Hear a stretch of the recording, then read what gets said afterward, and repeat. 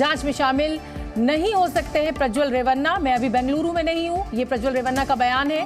वकील के लिए संपर्क किया है प्रज्वल ने, सच जल्दी सामने आएगा, ये प्रज्वल रेवन्ना का कहना है। अभी फिलहाल मैं जांच में शामिल नहीं हो सकता। जब एसआईटी का जो गठन किया गया है उसने बुलाया, सम्मन किया प्रज्वल रेवन्ना को, तो प्रज्वल रेवन्ना ने यही जवाब दिया। वकील के जरिए ये संपर्क किया है प्रज्वल रेवन्ना ने एसआईटी से।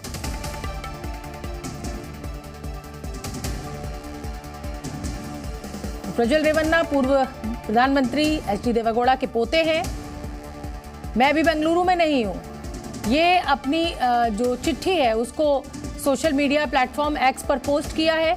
वकीलों के जरिए एसआईटी के सामने अपने लेटर को पहुंचाया है उन्होंने, और उनका कहना है कि अभी मैं फिलहाल जांच में नहीं आ सकता हूं क्योंकि मैं बेंगलुरु में नहीं हूं।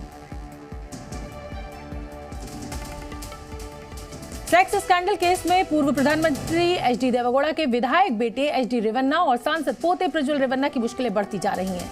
इनकी मेड की शिकायत पर दोनों के खिलाफ यौन शोषण के आरोप में एफआईआर दर्ज की गई है।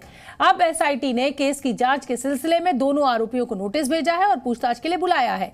इससे पहले जेडीएस ने प्रज्वल रेवन्ना को पार्टी से सस्पेंड भी कर दिया है और वो एफआईआर से पहले ही विदेश भाग गया है। ये जानकारी मिल रही है कि जर्मनी में प्रज्वल रेवन्ना हो सकता है, हालांकि कोई जेडीएस की तरफ से कोई ऐसी आधिकारिक सूचना नहीं दी गई है। आज भी जो चिट्ठी एसआईटी को लिखी है प्रज्वल रेवन्ना ने, उसमें कहा है कि मैं बेंगलुरु में मौजूद नहीं। तो एसआईटी ने प्रज्वल रेवन्ना को नोटिस दिया है। विदेश भाग चुका है प्रज्वल रेवन्ना। प्रज्वल के पिता एचडी रेवन्ना को भी नोटिस दिया गया है। प्रशोभ, जी न्यूज संवाददाता मेरे साथ लाइव जुड़ रहे हैं। प्रशोभ, जैसा कि हमने अपने दर्शकों को बताया कि वकीलों के जरिए एसआईटी से संपर्क साधा है प्रज्वल ने। प्रज्वल बेंगलुरु में मौजूद नहीं है, लेकिन एचडी रेवन्ना का क्या स्टेटस है? क्या वो इस नोटिस पर एसआईटी के सामने पेश होने वाले हैं? अभी रेवन्ना को मई 4 को एसआईटी ने बुलाया है, तो मई 4 तारीख को रेवन्ना और उनके साथ कितना सारा सबूत है वो रेवन्ना वहां पर पेश करेंगे। इसके साथ साथ सूत्र ये कह रहे हैं कि रेवन्ना आज नहीं तो कल एंटिसिपेटरी बेल के लिए अप्लाई करने वाले हैं, क्योंकि जब भी एसआईटी का प्रोब चलता है, अगर ग्रेविटी ऑफ द सिचुएशन नहीं तो एक केस अगर कुछ स्ट्रांग है तो अरेस्ट का एक प्राविधान भी रहता है। तो इसलिए रेवन्ना एंटिसिपेटरी बेल ले रहे हैं और प्रज्वल रेवन्ना तो हाल ही सांसद है हासन का, उन्होंने उनके वकील थ्रू एक चिट्ठी सीआईडी को भेजा है। वहां ये कह रहे हैं कि मैं फिलहाल मैं अभी बेंगलुरु में नहीं हूं, मतलब इंडिया में नहीं हूं, 7 दिन टाइम दीजिए, मैं वहां आता हूं।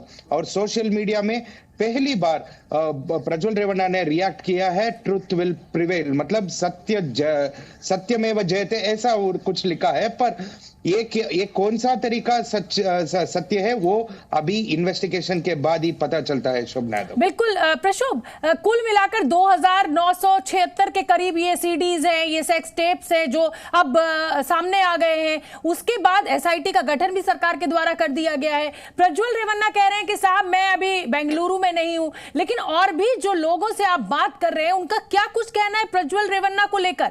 ये मामला अब बाहर आया है क्योंकि एक मेड ने शिकायत की है, लेकिन उन तमाम बाकी महिलाओं की तरफ से भी क्या पुलिस के पास शिकायतें दर्ज हो रही हैं?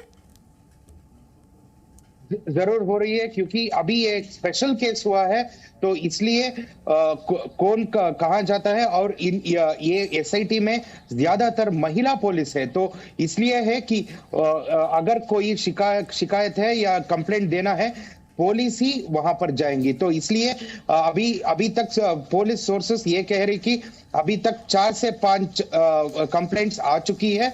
तो ये कंप्लेंट्स लेके मई 4 को रेवन्ना को, और जब भी प्रज्वल रेवन्ना वापस आते हैं, अगर आते हैं तो तब उनको सारे प्रश्न पूछेंगे एसआईटी टीम।